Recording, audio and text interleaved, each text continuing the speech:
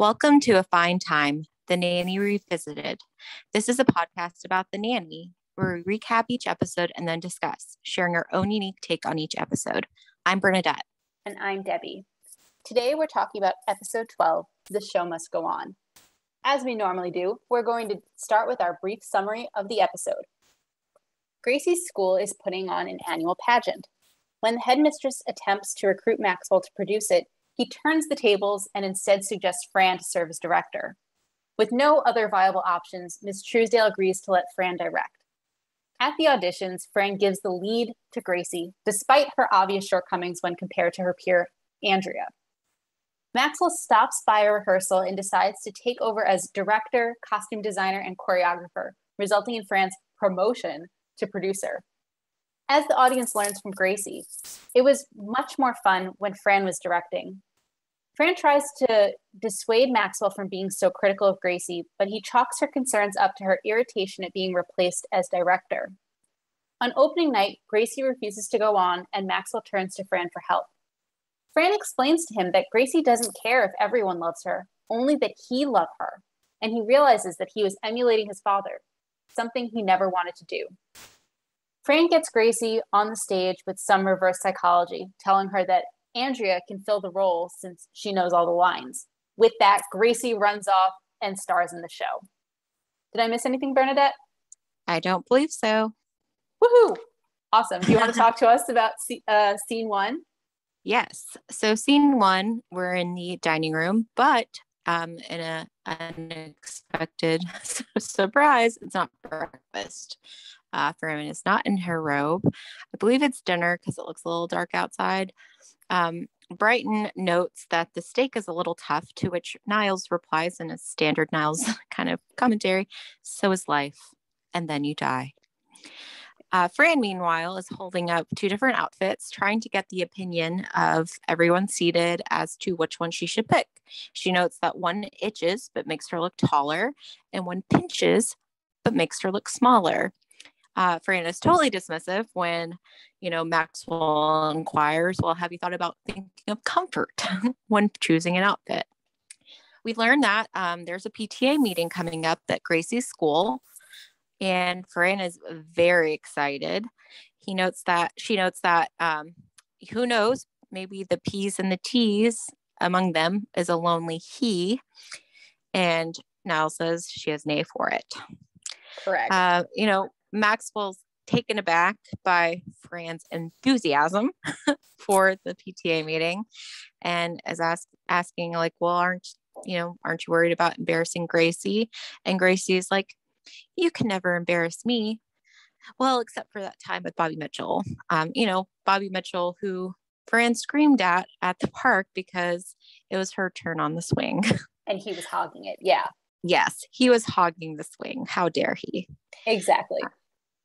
Maggie notes that the black outfit would make it easier for Fran to hide the tag so she could return the outfit later, which makes Fran so proud. And exactly.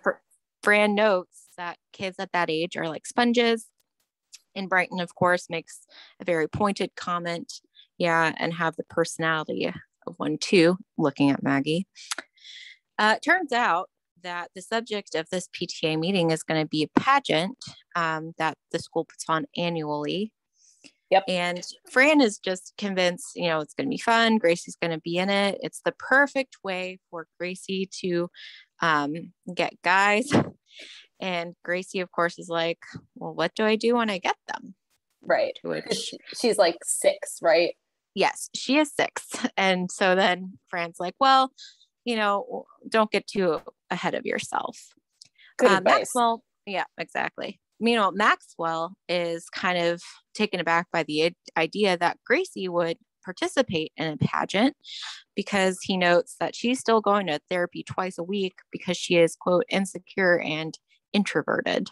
Right. And Fran's like, well, so is Barbara Streisand, so she's doing great. Right.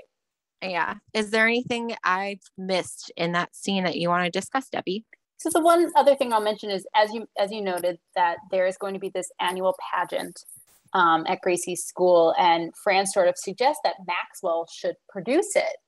And Mm-hmm. Maxwell's not interested because he doesn't want to produce a show in his spare time. I mean, that's his day job. Yeah. So we set up early that he is not interested in producing this show. Exactly. Yes. Thank you for pointing that out. Do you want to take us then to the school? Sure. So in the second scene, we get to the PTA meeting, and Fran's, in the outfit that Maggie picked out, and someone rushes over and is like making a beeline for them, and Fran says, "Well, I guess I wore the right outfit." After Maxwell, of course, thinks that the person was rushing over to see him because he's a famous Broadway producer, but no, the woman says, "I love your outfit," or something like that, and so Fran feels really good about that. And of course, Miss Truesdale, the headmistress of the school, also sort of makes a beeline, but she's coming to talk to Maxwell. And, it's clear that she's hoping that Maxwell will take on the production duties. And, she, is commenting on how busy he must be and how wonderful it is. And Fran says he's never too busy for his kids, which I find an interesting comment given some of the conversations you and I have had on previous episodes. And so anyway, I'll also mention that when we find out who Miss Truesdale is, that she's the headmistress. Fran doesn't quite understand that means like she's basically the principal of the school. Yeah. She makes a comment, headmistress. No matter what they say, they never leave their wives. Yes. She's living in a dream world. They never actually leave the wives. Exactly. Yeah, I'm making myself a note for something I should mention in our future fun segment based off this conversation. Anyway, so Miss Truesdale invites Maxwell to sit right up front, right next to her. And so, the meeting is called to order, and Miss Truesdale's leading it, and she's talking about how we're here for the annual production. We're lucky to have with us the esteemed Broadway producer, Maxwell Sheffield. And Fran says to him, her shade of lipstick looks great on your butt. And then, of course, Miss Truesdale, in a stereotypical teacher fashion, says, "Do you have something you'd like to share with everyone, Miss Fine?" "No, Miss Truesdale." And so anyway, Miss Truesdale is, it looks like she's about to suggest, she's clearly trying to get Maxwell to volunteer, and she uses his name, and he says, "Oh, to suggest someone? Well, I nominate Miss Fran Fine."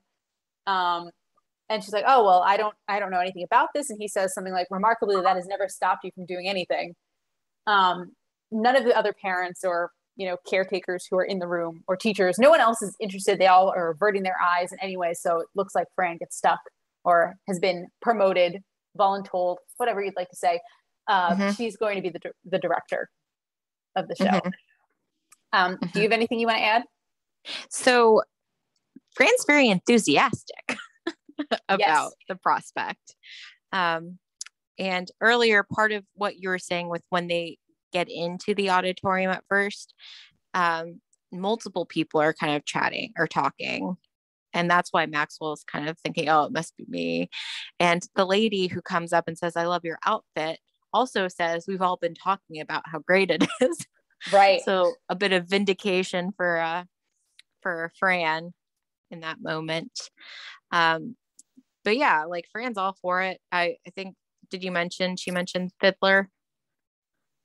I did not mention it, but yes, you're right. She did.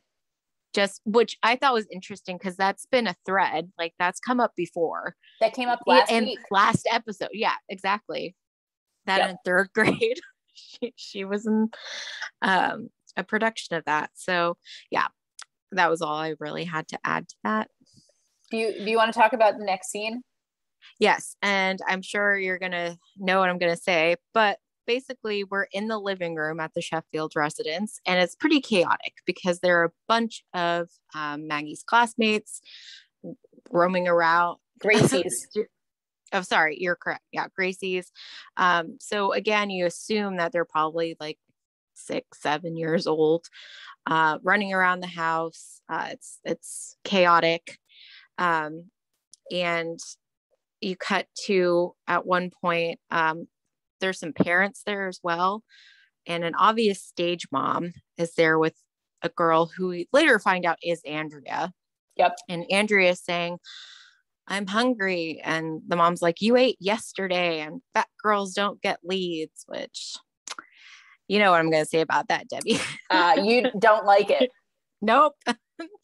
Nope. And we can dive into that later as well. But going back to what you were saying, a couple of episodes as well, for a girl that age to have that kind of talk, Yeah. not healthy. But Nope. anyway, so while this is going on, Maxwell and Cece come in from outside, and Cece, of course, is appalled. And she's like, it hasn't been like this since the Annie 2 auditions. Yep. Cece picks up a folding chair and proceeds to move through the room as if, like having the chair between her and kind of like a lion tamer. Yeah, exactly. Like a lion tamer. And she notes that they're small but dangerous when they swarm. Yep. And anyway, Fran doesn't seem like too particularly bothered by it. Like she's just like, okay, Daisy's over here, Mushroom's over here.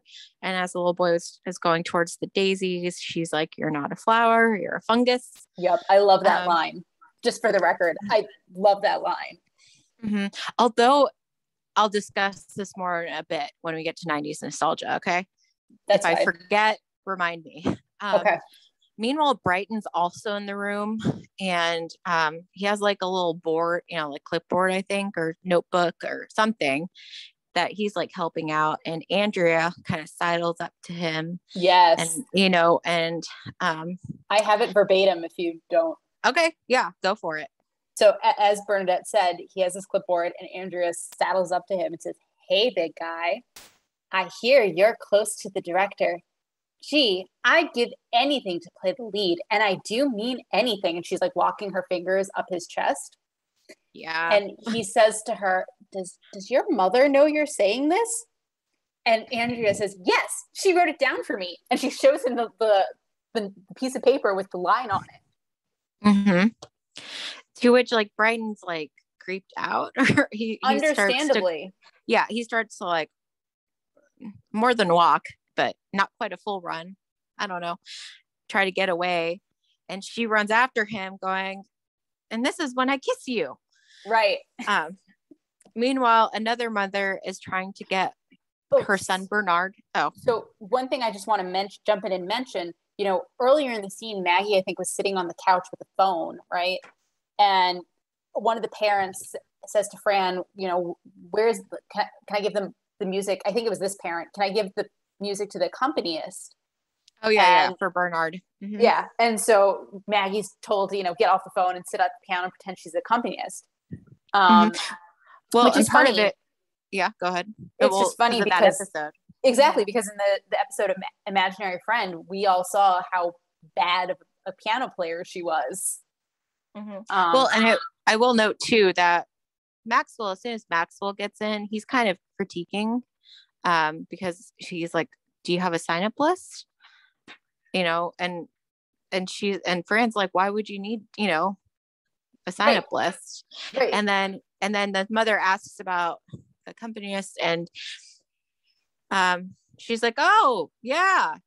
And then Maxwell's like, oh, surely you have that. And then that's when Maggie kind of gets roped into it. Correct. So Maxwell's kind of has a critical eye in some respects already. That's putting it nicely. Mm-hmm. So Bernard's mom is encouraging him. They're doing auditions, and she's like, sing, Bernard. Sing, Bernard. Sing! And he doesn't. He does Fran, not. Immediately Fran is up to get him, comforting him, and is like, oh, we'll make you a mushroom, shiitake. Exactly. And then Gracie goes up. Yep. And she does the itsy bitsy spider in a very kind of quiet tone. Timid. It's a very timid. Yeah. That's a good adjective. But of course, Fran's right next to her and like encouraging her, like after each line, just kind of interjecting, like, yes, take it home. Right. And stuff. And then Andrea goes up after Gracie, and she has an amazing voice. She's quite a set of lungs. Yes. Yes. That yeah. So just keeps going, and Grace, she's holding out a note for a really long time, and Fran's like, okay, thank you. Exactly. Get her to go. And then it's quickly time for Fran to announce the results. And I will note that when Andrea's singing, Maxwell kind of takes note of it, right? Yes, he like does. After she comes down off the stage, Maxwell even moves across the room kind of towards Andrea and her mother. And Fran notes, oh, we all know it's Gracie by a mile. Exactly. So Gracie wins.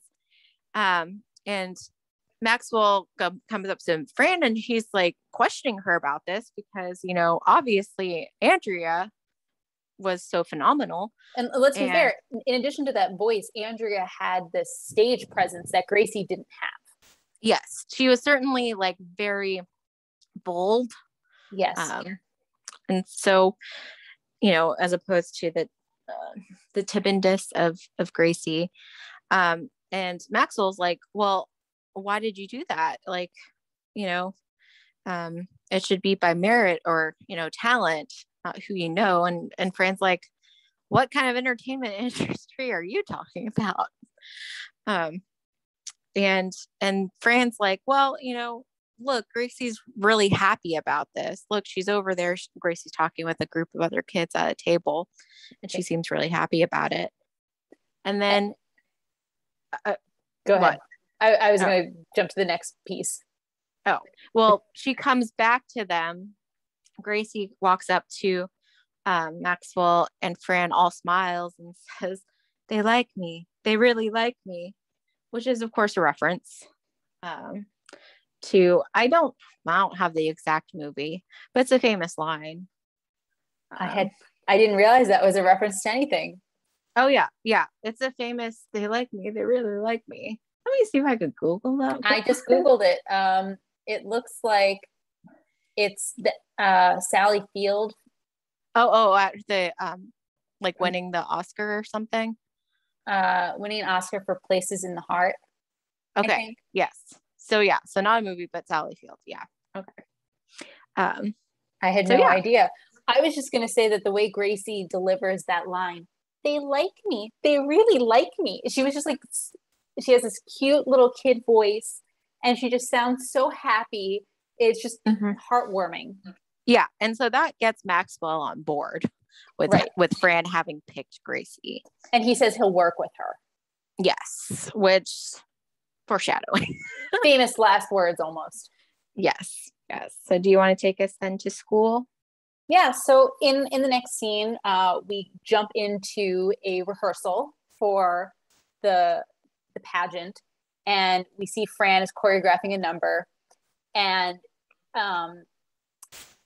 kids have I guess I'll get to what the kids are wearing shortly, but Maxwell sort of sneaks in, and Miss Truesdale, of course, is watching from the audience, sort of horrified, and she's like, oh, you're here to take over and direct? And he says, oh no, I'm just here to support my little girl.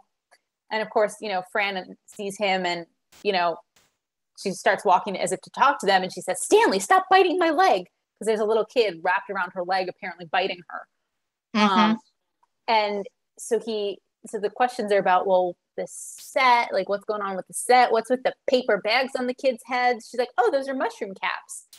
And the question was like, oh, who do costumes, the A and P? And she's like, well, I had a choice between paper and plastic. And you know how they discourage plastic bags on kids' heads, which is a good observation. Yes.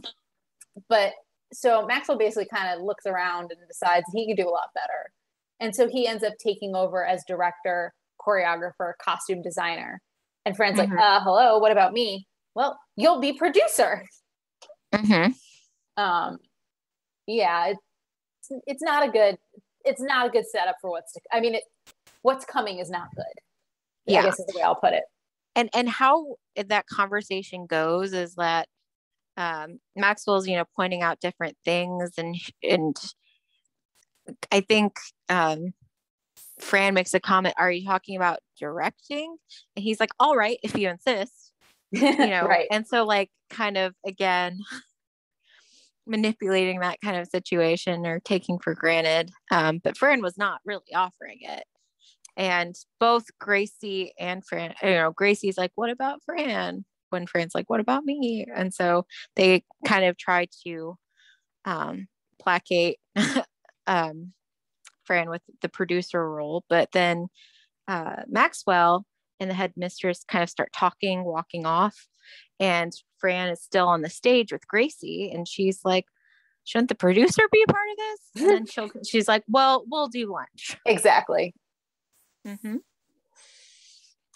Yeah. So basically, Fran just got replaced. Got the boot. Exactly. She got the boot with a nominal promotion, which quote unquote promotion. Exactly, which is sort of entirely meaningless. Yes. Anything else in that scene, Debbie? I don't think so. Okay. I guess the one thing I will mention is as Fran's trying to teach the kids at the very beginning of the scene, when Fran's trying to teach the kids the choreography, it's like step, and sit or something like that. And then she's like, okay, now people need to help Miss Fine up. And then like she makes a comment, I think, in the scene about how her pantyhose have a mind of their own. Mm-hmm. I just find that amusing because that anyone who's worn pantyhose knows that's exactly what happens. They sag and they're delightful. Yeah. All right. It's a good thing they didn't like get caught on something on the floor and rip or anything. Oh, that would be terrible. Yeah. Because she was like on the floor with right. She was on the floor with the kids, choreography. Mm-hmm. Which is why she at her, as we learned, it was her 30th birthday in the last episode, or so we claim. So they claim. She, at the ripe old age of 30, she needed help getting up off the floor. Yeah. So then we get into another rehearsal. The kids are singing Mary Had a Little Lamb, but Andrea, of course, is just belting it, and Maxwell is the one actually directing at this point, and he's like telling her, you're not blending in, you're upstaging everybody. And Andrea's like, my voice is a gift, and Maxwell's my mother says my voice is a gift. Yes, and Maxwell's like, well, return it. Exactly. So clearly he's frustrated at this point. And even like he's trying to tell Gracie, who's in the middle with the lamb, that she needs to connect with it more. This is a lamb that follows her everywhere she goes. And Gracie's kind of baffled. And then Fran is like, interjects and is like, the lamb is codependent. And Gracie's like, oh, okay. Right. That's what she understands. Yes. Like, so clearly we're showing that Fran knows how to handle Gracie a bit more than Maxwell does. Absolutely. Maxwell laments about the amateurs. They're children, Maxwell. Right. And he's like, where are all the gifted like child actors? And I think Fran makes a comment about robbing 7-Eleven. So that's obviously a reference, but I don't know which child actor. I would assume so. That if they're talking about child actors and she pointedly says robbing 7-Elevens, I would imagine that's a reference to a child actor who was robbing 7-Elevens, unless I'm totally wrong, which is a possibility. So I just took it as that's probably a reference that I don't understand. Now, Maxwell sent the other children away, but wants Gracie to stay to work a bit more. Andrea stays along as well, and they're kind of at the edge of the stage, and Andrea's like, "Oh, watch out, Gracie! You don't want to slip off stage." Kind of like threatening in a way. Correct. And then another thing I'm not too fond of. Fran takes a cookie and throws it and is like, fetch, to get Andrea to leave. Right. And then, there's something about juice. I have juice in my notes. I don't remember the context of that. So do you have anything to add to this scene? I didn't have anything about juice. So. Okay. So it must not have been that important. But yeah, as you know, I did not really appreciate the cookie throwing and fetch. No, I didn't think that was great either. Mm-hmm. So as you've been talking, I've been trying to Google child actor robbing 7-Eleven. And Mm-hmm. I think the closest I'm finding is a child actress robbing a Vegas video store in 1991. Oh, okay. That sounds relatively close. Yeah. Yeah, and it Um, would have been before this episode was aired in 94. So Correct. So I think that must be it. Um, hmm but I that's just my best guess. yeah. I appreciate you looking into it. You're welcome. I didn't think of it as a reference to something. I just thought it was like his question was, where are all the great child actors when you need them? And she just was throwing out some like ridiculous thing. Like Hmm I didn't realize it was a reference. The one thing I will add to, I think there are two things I will add to the scene. The first is just kind of silly. I think this is the scene where, after they've taken a break, one of the little kids goes up to Fran because she needs to go, and because she needs to go to the bathroom, and she's like clearly afraid to ask Maxwell, and so Fran Yeah. has to hmm interject on her behalf. hmm And then there's that great moment between Fran and Gracie where Gracie says, "It was more fun when you were directing," Yeah. in this like Yeah. sad kind of broken voice.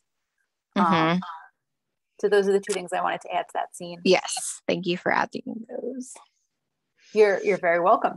So the next scene, I believe we're back in the Sheffield home, Hmm um, and I don't know, did you catch what music introduced this scene? I did not. It was introduced with the song "Give My Regards to Broadway." Oh, that makes sense. Yeah, I mean, it's Mother Goose's Broadway, I think, is what they're performing. Yeah. Um, but so Fran and Niles are in the living room, and poor Niles is trying to get gum off the sofa. And hmm Fran is clearly upset about how Maxwell has been treating Gracie and how Gracie's handling it. And, she makes a comment like, doesn't he believe in nepotism? And, Gracie's upstairs practicing her tap, and Fran's listening, and she's hearing that Gracie is tapping SOS in Morse code. hmm And meanwhile, of course, Niles is really focused on the gum. And so Fran hmm decides she's going to say something. And as she's walking out of the room, she says to Niles, an ice cube will lift that gum right up. And Niles just gives up in this exacerbated way because he had been like hmm trying 16 other things to try to get the gum up. Yeah. It's a Yeah. short scene. So I Yeah. don't, that's all I had for it. Yeah. Well, because Fran notes that Gracie's been tapping away like the Energizer Bunny, all that kind of stuff. But yeah, Right. clearly it's been going on for a while. But if you Right. want, you can also take the next scene since that one was so quick. Okay. I'm happy to. So the next scene, we're in Maxwell's office, and he is being interviewed by the press for the school about the production. And Maxwell's giving this like very highbrow discussion, like explanation of what he's doing, and the poor kid interrupts and says, "How do you spell genre?" hmm Um, And it's Bernard, right? I think so. Yeah, It looks like Bernard. it did Yeah. look So like when you Bernard. say press, this is like the school Yes, sorry. school newspaper. It's a little kid who looks like he's probably in Gracie's class. Um, Yes. and so Fran comes in and wants to talk to Maxwell, and Maxwell asks for a minute, and Bernard says, "Don't keep me waiting. I'm also the reviewer." And hmm so Maxwell wants to get some cookies backstage for the press. hmm And in this conversation, we learned that Andrew Lloyd Webber phoned. Niles mentions that Andrew Lloyd Webber phoned. You have the Phantom Orchestra. So Maxwell's super happy, which we'll talk about later. hmm But Fran's telling him that like he's pushing Gracie too hard. And his hmm comment is, "My father pushed me, and look where I am today." To which Fran says, 3,000 miles in an ocean away. hmm Like she recognizes the damage that is being done to the relationship, but Yes. Maxwell doesn't. Um, hmm and so Fran tries to take a different tact and says, "Well, can the producer fire the director?" And his response is, "As easily as the father can fire the nanny." So she kind of gives hmm that up. Do hmm you have anything else you want to talk about in the scene? Yes, like just that there's this whole segment where Fran is trying to make Maxwell realize what's going on by bringing up a story about Lenny Scheinbaum. I didn't Steinbaum, quite yeah. get. Hmm. And at first, Maxwell doesn't take the bait, but then he does as to, okay, who's Lenny Scheinbaum? Right. And again, it's a scenario where like someone Fran knew growing up, the father pushed too hard. So like the son kept pulling out his hair. So he's bald by 15, but now he's like a CEO of some type of linoleum company. And by the way, he was interested in Fran. Of course, yeah. Um, One of the most important but details. basically, there's a lot of resentment that was built up between father and son. And now Lenny's father is at the Lincoln Tunnel retirement home with New Jersey as the view. So that so she's trying to be like, hey, Maxwell, this is what could happen.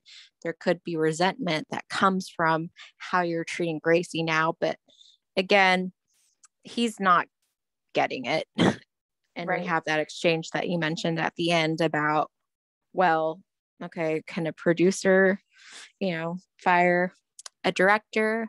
And he's like, yeah, just as easily as a father can fire a nanny.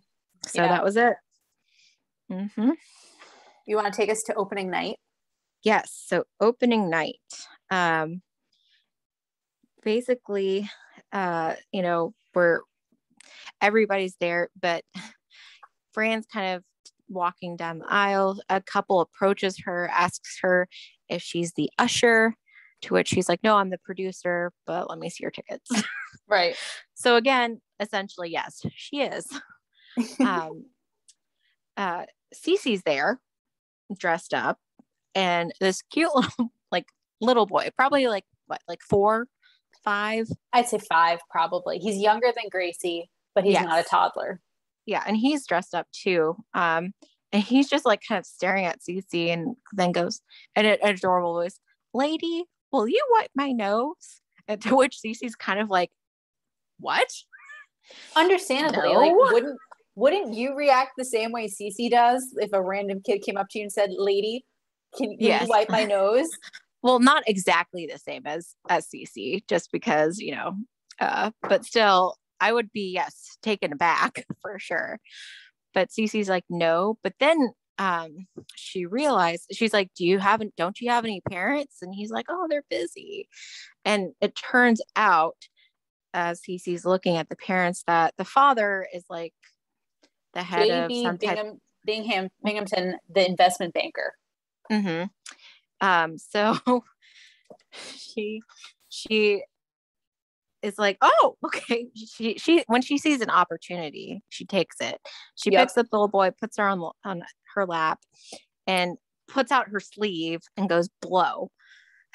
And then is like smiling over, presumably in the direction of the father. Correct. To try to again gain some brownie points. Yeah, I gotta say, I would not take that opportunity. No, thank you. I don't want someone else's snot on my sleeve. No, thank you. Yeah.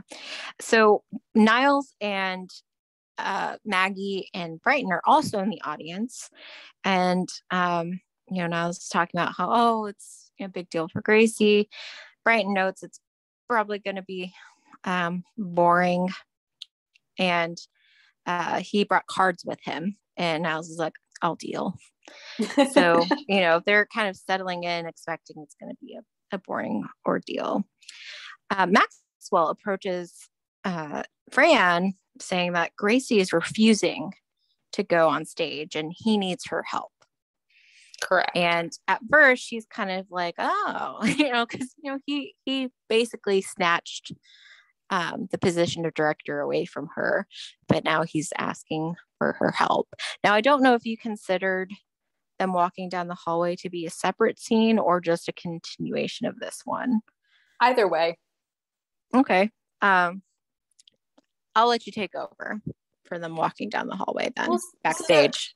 So they're walking, they're trying to go to Gracie, right? Mm-hmm. And, this is where Fran tells Maxwell that she doesn't care if everyone loves her. She only cares that you love her. And Maxwell has a sort of epiphany that he's been turning into his father. Mm-hmm. And she kind of makes the comment to her, like, to him, it happens to all of us. I myself have to fight the urge to wash out gefilte fish jars and use them as glasses. Mm-hmm. Which of course Maxwell doesn't fully understand. But so they go further backstage and they find Gracie, and she's sort of like in this armoire, I think. Yeah. Which is a kind of weird place for her. I guess she made that her dressing room. And she says to Fran, I can't work with that man.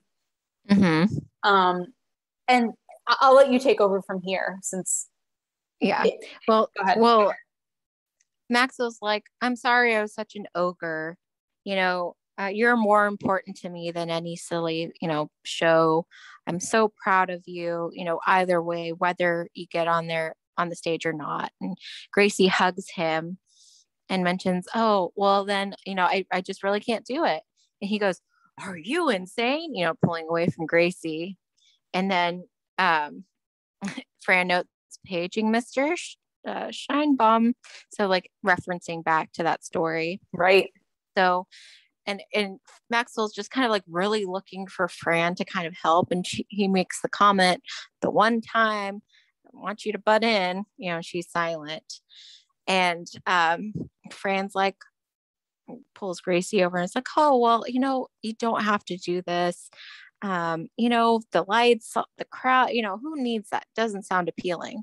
Don't worry, Andrea can take over. She knows all your lines. And of course, that's what gets Gracie like, over my dead body. And then she runs out and she's like, hair, makeup. Hold the curtain. Yes. So the one thing she is ready to go. The one thing I want to add is that, after Fran makes the comment, paging Mr. Scheinbaum, Maxwell sort of has, again, another change of heart. And he's like, oh, sorry, Daddy was wrong again, or something like that. Yeah, like that's correct. He didn't learn his lesson, clearly. Yeah. Mm-hmm. But yeah, do you want to then take us to the show? So the only notes I have for the pageant are, look at all the sparkly costumes. Yes. They're all flowers and bees. There are no fungi. There are no, A&P paper bags on any child's head. And Gracie comes in, I think from, correct me if I'm wrong, but she comes in from the ceiling and she's as this very sparkly, pretty spider. Mm-hmm. And that is a sentence I don't usually say since I'm not a big fan of spiders. Yeah. I mean, it's very dramatic. Like right before the curtains open, the spotlight's kind of going all over the place in like that dramatic fashion. And then the curtains come out and there's I guess it's the Phantom Orchestra playing. Apparently. So it's a very dramatic and the kids are dancing. And then Gracie, descends downward and she's smiling very brightly. But then that's the build up. And then Gracie goes up, to the end of the stage and starts singing again, kind of timidly. Itsy bitsy spider. Exactly. And Maxwell and Fran are sitting next to each other, and Maxwell's like, yeah, she's got something, doesn't she? And Fran very proudly is like, guts. That's right. Mm-hmm. Now, did you catch during the credits at the end of the scene? Oh, you mean the last scene in Maxwell's office? Yes. Yeah. So they do you want to do it? Since I just talked about the pageant. Okay. So they Fran walks into Maxwell's office and the results of the reviews are in. Those are the words I'm looking for. And basically they loved Gracie. Programs are neatly folded. That was me, she says. And I quote, not since Hudson Hawk has there been such an overproduced, underdirected piece of dreck. That was the reviewer's take on it. And then I know, I think Fran suggests next year that Maxwell deal with the programs and she'll do the directing. Mm-hmm. Yeah. And what's kind of funny is that, are we to presume that this is the little kid who wrote that? Yes, we are. The one who can't spell genre. Correct. But... Well, let's be fair. Hudson Hawk, as we'll talk about in our Notable New Yorkers, I'll jump here now. It was a 1991 movie. So Mm-hmm. probably could have heard of that. The most complicated word in that sentence would have been overproduced and underdirected. Mm-hmm. Anyone can spell the word dreck. Like, it's just crap. Mm-hmm. It But matches. is that a common like word used in New York? Um, I I mean, I can't say I've used it very frequently. Because I've never used it. That's why I'm kind of wondering. No, now I'm wondering if I've ever actually used it. I can't say that I have. But it also seems like I don't know. I'm beginning to think it is Yiddish. Yes, Yes, apparently it is Yiddish. Okay, it's cool. Yiddish. Okay. Sorry, guys, I'm totally failing today's Yiddish cop. Yeah, apparently it is Yiddish, and I mean, the reason that I started thinking, well, maybe it is Yiddish, is because it sounds like exactly what it is. Drek, blah. You know, and a lot of Yiddish words sound like what they mean, which is kind of fun. But okay, yeah, I guess I wouldn't expect Bernard to use the word Drek. My point was just that it was very easily spelled, unlike the word genre. Mm-hmm. Yeah, it's phonetic. So exactly, it is spelled exactly as it sounds, and it means exactly what it sounds like. Blah, rubbish, garbage.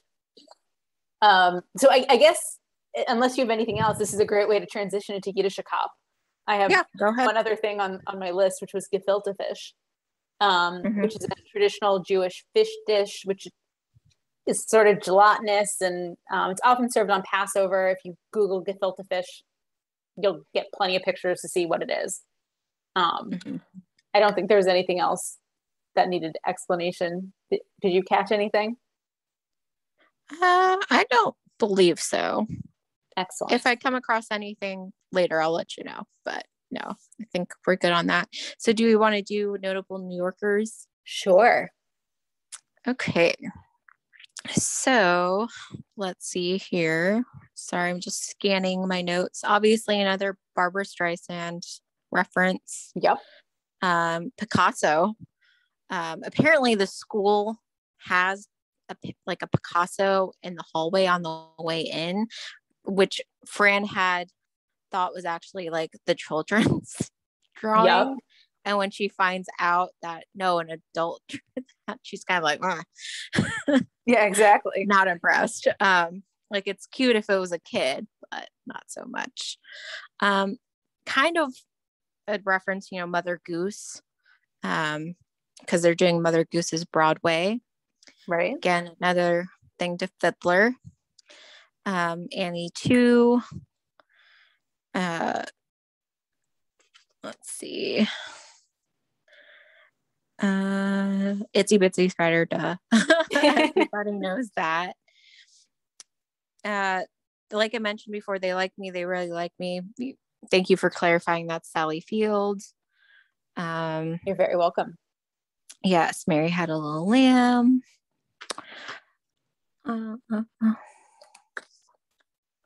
Energizer Bunny, Hoover, but I think they were referencing the vacuum in that one. When they're talking about nepotism, they mention Lana Love. Lorna Love. Oh, Lorna Love. Okay. So I misheard. And so according to showstudio.com, Lorna Tucker, formerly known as Lorna Love and Lorna Lavelle, is a director. She started as a model and moved into directing fashion films. So yeah, she also was an actress, and she worked with a band, and yeah. Okay. And then they mentioned more deranged Annie Miller, which Niles says is redundant. Ann Miller. Oh yeah, sorry. That's just my scribble. Yeah, Ann Miller. According to Wikipedia, she's an American actress, dancer, singer who is known for classical Hollywood cinema musicals. Okay.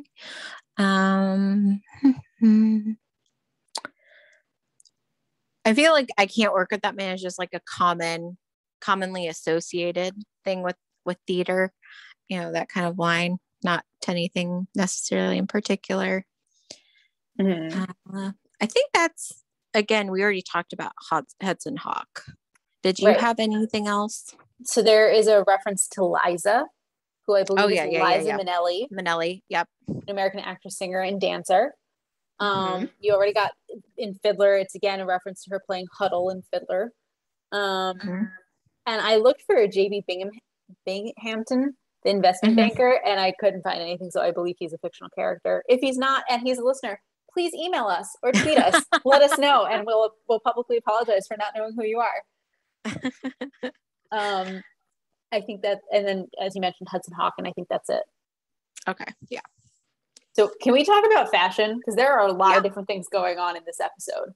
Do you want to start or shall I? You can start. So I want to point out that, because you've noted in a couple other episodes where she wears something that she's worn before. So in the opening scene, she's wearing that multicolored shirt under a black vest again, which I love. So that makes me happy. I really like that. But my favorite piece that Fran wears in this episode is what she's wearing for the auditions. So she's wearing like basically what look like black leggings, which whatever. But then she's wearing a black shirt over the shirt is this vest that is black with a green design. And I just really like that pattern. And as I was watching the show, I was like, I think I have a dress with that exact pattern. So I was very happy to see my wardrobe reflected on in the Nanny, which I was probably that was subconsciously. I think that's right. I was watching. I don't even remember what episode, with someone who pointed out like, I see why you like this series so much, because you dress just like her. And I was like, that's such high praise. Yeah. I will mention that an outfit that I'm sort of meh. I'm not really sure how I feel about is what Fran was wearing for the opening night.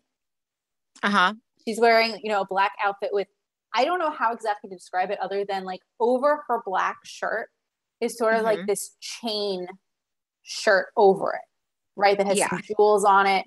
I'm not sure how better to describe it, but it's basically like an overlay. Yes, it's an overlay, and it's kind of like it's jewels, kind of almost in like interconnecting large crosses of sorts. So it's not small, like again, you said like chainmail kind of, but not, because there's large gaps in between. Right, and it sort of hangs off her, so it's not like a lot of what she wears is very form-fitting. This is not. This is just like, it's oversized, I guess. I don't know how else to describe it, but she can pull it off. I would never wear it, but I'm not sure I like it. I'm also not sure I hate it. Yeah. I would say probably my favorite outfit of her in this episode, in the scenes where Maxwell's directing, where we have the Mary Had a Little Lamb scene, and then the next scene where Fran and Niles are in the living room, she's basically has the same outfit where it's a white and black outfit. I think I like it without the jacket more, but it's like a black and white plaid vest, and then like with black underneath, and then like a black skirt. Right. Yeah. So, but she had like a very colorful outfit as well at some point. I can't recall specifically. It's not to my taste. Like the very bright in your face. No, that's fair. I do like the bright in your face. I like colors because they're happy. I will mention, but we did not have any ropes this time for Fran. But we did have a bathrobe for Gracie. Yes, we did, when she's kind of like hiding before the show. Right. Which I thought was interesting that she's wearing that bathrobe backstage. I will mention, just because I feel I'd be remiss if we didn't, Maxwell's wearing a tux for opening night. Yes. Not only does he look fantastic, but he's totally dressed to the nines. Yeah. So he's taking it seriously. Very It's much so. opening night. It's opening night.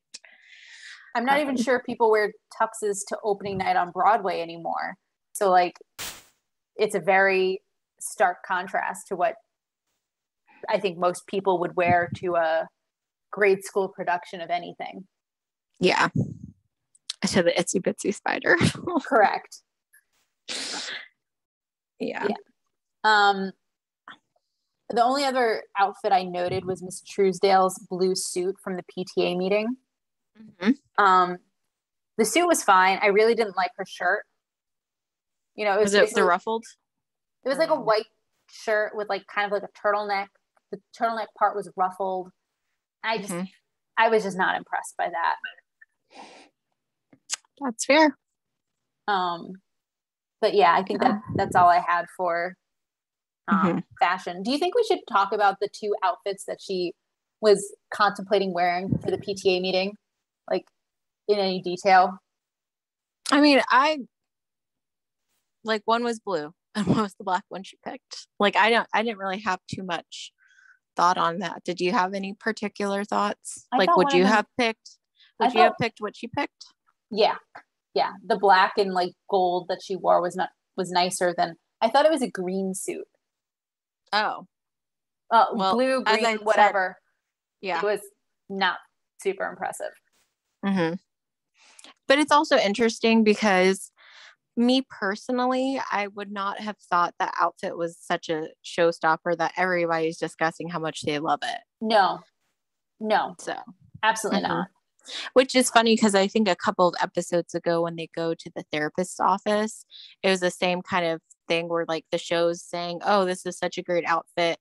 And then me as a viewer is like, well, not really. Because that's the one where she had the outfit with like the various vegetables. Right, the fruit and vegetables on her. She was wearing her daily fruit and veggie intake. Yeah. So, are we ready for 90s nostalgia? I think so. So one of the big things was Brighton was using a camcorder to video Gracie at the pageant. Do you remember those? I do. I mean, my parents had a bigger camcorder when I was a baby, which lived in our den. Probably still does. Who knows? But yeah, I'm vaguely familiar with them. Mm-hmm. I think you and I are of the vintage. We never had one.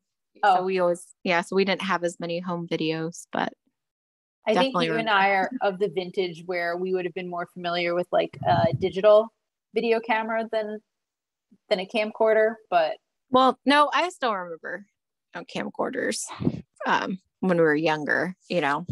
But yeah.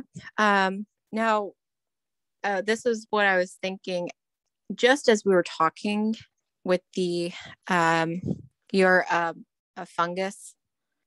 You're not a flower, you're a fungus. Right. I was thinking again whether today you'd have necessarily that much divide or not. Like boys have to be the fungus and girls have to be the flower. Yeah, what do you think? I thought that's exactly what you were going to say about it. I think that in a lot of places so in some places schools are trying to be a lot better about that, but in other places I don't think they are, and I think that kids are still being divided, you know. Yeah, so probably depends on location. Correct. That would be my guess. Yeah. I'm looking through mine. Was there anything that really stuck out to you? I mean, nothing unusual. Again, we have old cars and we have Maggie with the cordless phone. You know, so nothing too exciting. Yeah. Let me see, because I was like wondering if I had. Sorry, I'm just double checking to make sure I'm not leaving something off. No, it's better safe than sorry, and unless we want to start next episode. Our next episode with, by the way, we forgot to mention one thing. We don't want to keep. No, I think I got it. I think the camcorder was like the big thing I was like, oh, but it's so much more convenient these days with just like your phone. Less heavy, I would imagine, as well. Oh, most definitely. But then I think you sort of have the opposite problem. Like, you have just so much material. What do you do with it all? Mm-hmm. Yeah. We're not even going to talk about how many like pictures and videos I have on my phone currently. Right. I mean, at some point it's overwhelming. And then what do you do with them all? Mm-hmm. Yeah. Well, and like, I mean, what's funny too is like we talked about this in the episode where Fran goes out on that date with the soap opera guy and how like Val had to take the picture. Right. And like back in the day, you didn't know if a picture turned out well. Right. Until you actually developed it. And I think too, probably when they were using tapes instead of like digital, all that stuff, like probably didn't take as many videos as we do these days. I would think you're just right. because of like how much, you know, a lack of resources in some respects. So, right. But also sort of think about the, I guess, benefit to children in Gracie's shoes. So like us as children versus children now. Like if our parents wanted to take a video of us, they had to use a camcorder. And then like there'd be a VHS tape somewhere, which may or may not have been marked like, oh, you know, child performance, you know, 5th grade performance or whatever.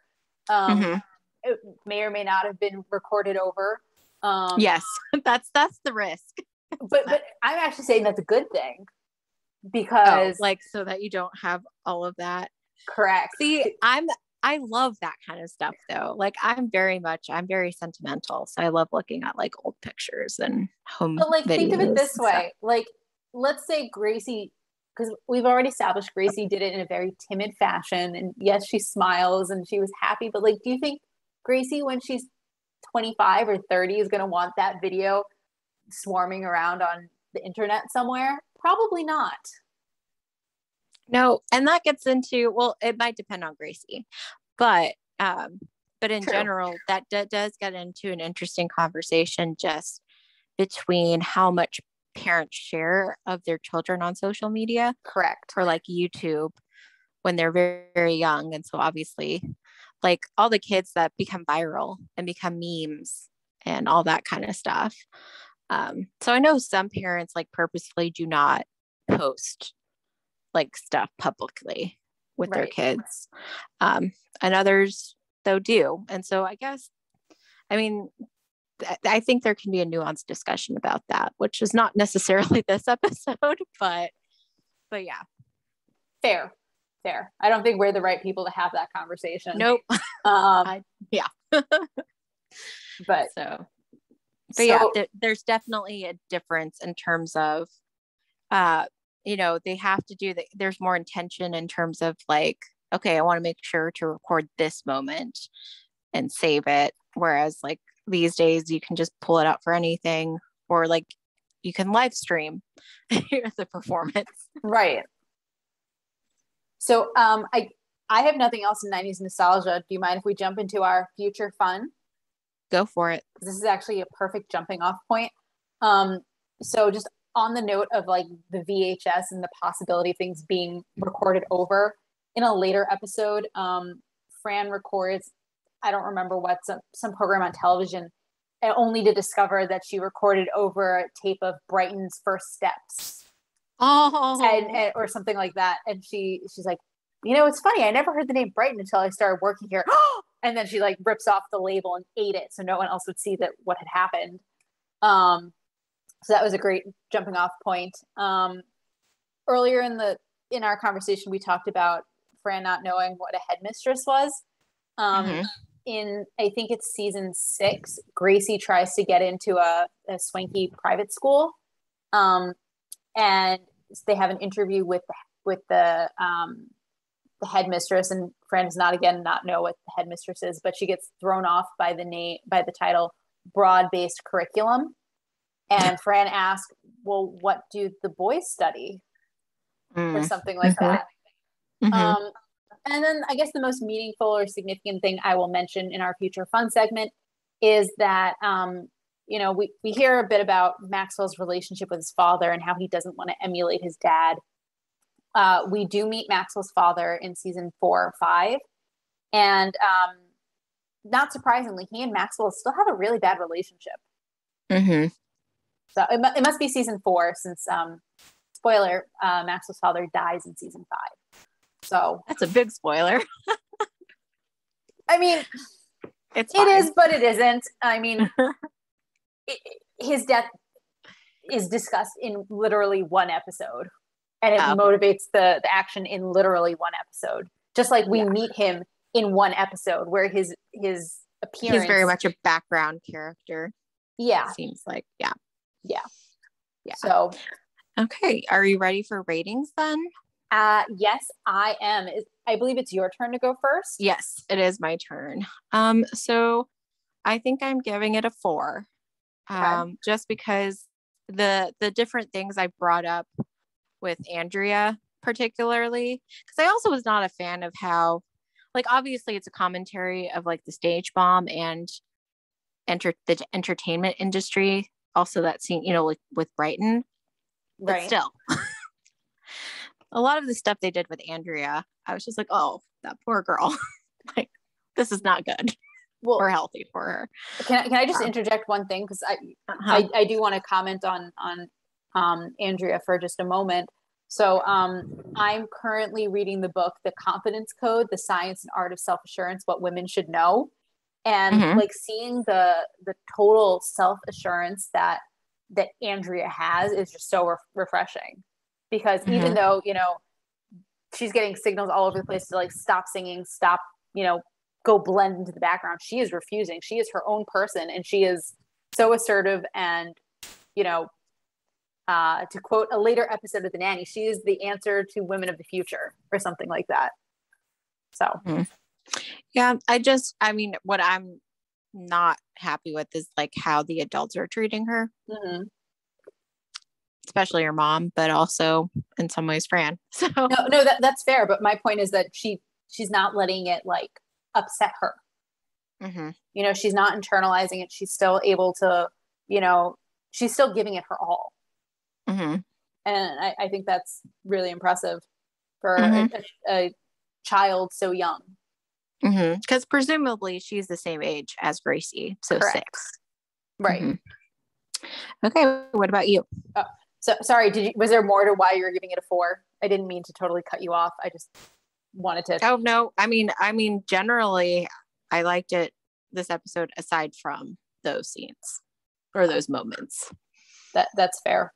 I'm also giving it a 4. I must say this is not an episode I like go out of my way to watch, but I enjoyed it more than I expected in rewatching it. And I do like the positive development, not the negative developments in Gracie's relationship with her dad. Yeah. And I like seeing Maxwell becoming more involved, although, not necessarily, hopefully he has learned his lesson in some way, not to take it over the top, but it's still good to see. And again, we've pointed out while we were discussing that Fran really does seem to know Gracie and how to, kind of explain things to her or get her to be motivated to do something. So, it's good to see that. Right. She understands how Gracie's mind works. Exactly. And as Gracie pointed out, in the very first episode, she's very complicated. And Gracie is not a normal 6-year-old. And Fran gets that and respects that. And I think it's delightful. I love their relationship. Yeah, it's cute. So I guess that's all we have for you today. We hope you had a fine time with us as we revisited The Nanny. Join us next week when we'll be discussing episode 13, Maggie the Model. If you would like to reach us on social media, you can find us on Twitter at Nanny Revisited. You can also send us email at afinetimenannyrevisited@gmail.com. Have a great week.